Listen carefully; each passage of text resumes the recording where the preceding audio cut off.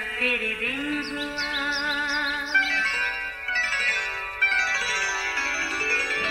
نیا پھر دن ہوا، پرانی رات کا کرے سو شکر ہم خدا کی ذات کا، خدا کی ذات کا نیا پھر دن ہوا۔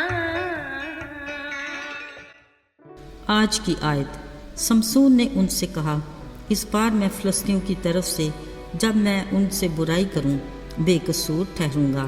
قضات 15 باب 3 آیت۔ عزیزو، آج کل کلام مقدس کا انوکھا کردار سمسون ہماری توجہ کا مرکز ہے۔ یاد رہے، اس نے تمنت میں ایک فلسطینی عورت سے بیاہ کیا، مگر ایک بار اس کا قہر بھڑکا کہ اس کی بیوی نے اسے دھوکہ دے کر اپنی قوم کا ساتھ دیا، جبکہ وہ اس کو بے انتہا پیار کرتا تھا۔ اسی بے دلی سے وہ واپس اپنے والدین کے گھر لوٹ آیا۔ اب وہ کافی عرصہ سے تبنت اپنی بیوی کے پاس گیا ہی نہیں تھا، اور نہ ہی پیچھے اس کی کوئی خبر تھی۔ اس عرصے میں اس کی بیوی اس کے ایک فریق کو دے دی گئی، جس کے بارے میں سمسون لا علم تھا۔ خیر، کافی عرصہ بعد جب گیہوں کی فصل کا موسم آیا، سمسون کو اپنی بیوی کی یاد ستانے لگی۔ اس نے ایک بکری کا بچہ لیا اور تمنت کی راہ لی۔ وہاں اس کی بیوی کے باپ نے اسے بتایا کہ کیونکہ تم نے پلٹ کر خبر نہیں لی تھی، سوچا تمہیں اپنی بیوی سے نفرت ہے، لہٰذا وہ ہم نے تیرے رفیق کو دے دی، پر دیکھ اس کی چھوٹی بہن اس سے کہیں زیادہ خوبصورت ہے، سو تو اس سے بیاہ کر لے۔ عزیزو، یہ خبر سمسون کے لیے فلسطینیوں کے خلاف ایک نیا بہانہ تھا، سو اس نے فلسطینیوں کو ایک خاص سبق سکھانے کا منصوبہ بنایا۔ اپنے منصوبے پر عمل درآمد کرنے کے لیے اس نے 300 لومڑیاں پکڑیں۔ 2 لومڑیوں کی دموں کو بڑے ہی منظم انداز سے ایک دوسرے کے ساتھ باندھ دیا، پھر ان کی بندی دموں کے بیچ ایک مشل باندھ دی اور مشلوں کو آگ لگا کر ان لومڑیوں کو فلسطینیوں کے کھڑے کھیتوں میں چھوڑ دیا۔ عزیزو، ذرا یہ منظر اپنی نگاہ میں لائیں۔ ہوا یہ کہ ان لومڑیوں نے ان کے کھیتوں میں ایسی تباہی مچائی کہ پولیوں سے کھڑے کھیت اور زیتون کے باغ جل کر تباہ ہو گئے۔ جب فلسطینیوں کو اس ساری کارروائی کا پتہ چلا، انہیں اچھے سے علم تھا کہ یہ یقیناً سمسون کا کام ہے۔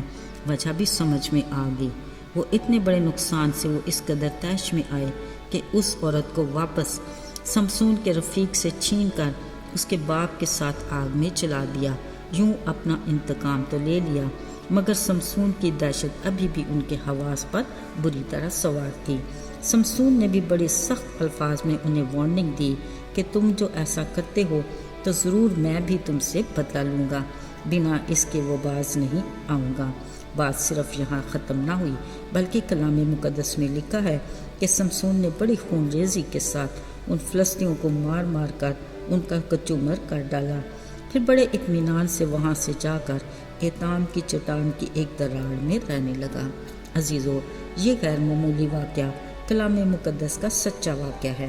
سوچ میں یہ بات ضرور آتی ہے کہ آخر اس ساری کارروائی میں خدا کی کیا حکمت تھی۔ لیکن عزیزو، اس بات میں ابہام نہیں کہ جس خدا کی مرضی کے بغیر ایک پتا بھی نہیں ہل سکتا۔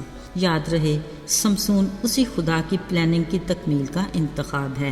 یہ فلسطینی قوم وہی لوگ ہیں جن کے ایک سورما جاتی جولیت نے ایلا کی وادی میں 40 دن تک اسرائیلی فوج کو للکارتے خداوند خدائے عظیم کے نام کی تکفیر کی۔ یقیناً یاد ہوگا کہ اپنے خدا کی غیرت رکھنے والے داؤد نے اسے فقط ایک پتھر سے موت کے گھاٹ اتار دیا۔ اب یہی فلسطینی بنی اسرائیل پر حکمران تھے۔ بات یہ نہیں کہ وہ الہی ذات اپنے لوگوں کو خود ان سے رہائی نہیں دلا سکتا تھا، مگر عظیم خدا یہ چاہتا ہے کہ تمام زمین کے لوگ اس کا ڈر اور خوف مانیں اور اس بات کا اقرار کریں کہ آسمانوں اور زمینوں میں کوئی اس کی مانند نہیں۔ وہ اپنے جلال میں کسی کو شامل نہیں کرتا، اس لیے اس نے فلسطینیوں سے اپنی قوم کو رہائی دلانے کے سارے عمل میں اسے اپنے منتخب بندے سمسون کو بھرپور طریقے سے استعمال کیا اور اپنے زور بازو کی قدرت اور عجائبات کے ذریعے فلسطینیوں کو ہر مرحلے پر طے و بالا کیا۔ یاد رہے، مصر کی غلامی سے آزاد کراتے وقت بھی اس کی یہی حکمت عملی تھی۔ اس وقت اپنے بندہ موسیٰ کے ذریعے اس نے اپنے عجائب دکھائے اور پھر بڑی قدرت کے ساتھ اپنے لوگوں کو چھڑا کر لے گیا۔ نہ صرف ملک مصر تباہ و برباد ہوا بلکہ مصری فوج رتھوں سمیت بحر کلثم میں غرق ہو گئی۔ عزیزو، تب بھی روئے زمین کی سب قوموں نے جانا کہ لشکروں کا رب الفاج کس قدر عظیم ہے۔ آج کے دور میں ہم جو اس کے لوگ ہیں اس بات کو کبھی نہ بھولیں کہ آج بھی وہ اپنے لوگوں کا نگہبان ہے۔ وہ اسی قدرت اور طاقت سے ابلیس جیسے بھیڑیے سے اپنے لوگوں کو محفوظ رکھتا ہے۔ وہ ایسا چرواہا ہے جو اپنی جان بھی اپنی بھیڑوں کے لیے دیتا ہے۔ 99 کو چھوڑ کر ایک بھیڑ کی فکر میں چل پڑتا ہے۔ وہ کسی بھی گمراہ بیٹے کو کبھی کھونا نہیں چاہتا بلکہ ہر روز اس کی واپسی کی راہ دیکھتا ہے تاکہ جب وہ مل جائے تو اپنے گھران میں دوبارہ شامل کر کے خوشی منائے۔ عزیزو، ہم کس قدر مبارک ہیں جن کا وہ خیال رکھتا اور فکر کرتا ہے۔ آئیے دعا کریں۔ زندہ جلالی آسمانی باپ، باوجود اس کے کہ ہم کئی بار تیرے نافرمان بن جاتے ہیں پھر بھی تو ہمارا خیال کرتا ہے، ہمیں پھر سے معاف کر کے اپنے گھرانے میں شامل کرتا ہے۔ اے باپ، ہمیں معاف کر اور اپنے ساتھ جڑے رہنے کا فضل دے۔ یسوع کے جلالی اور بابرکت نام میں مانگتے ہیں، آمین۔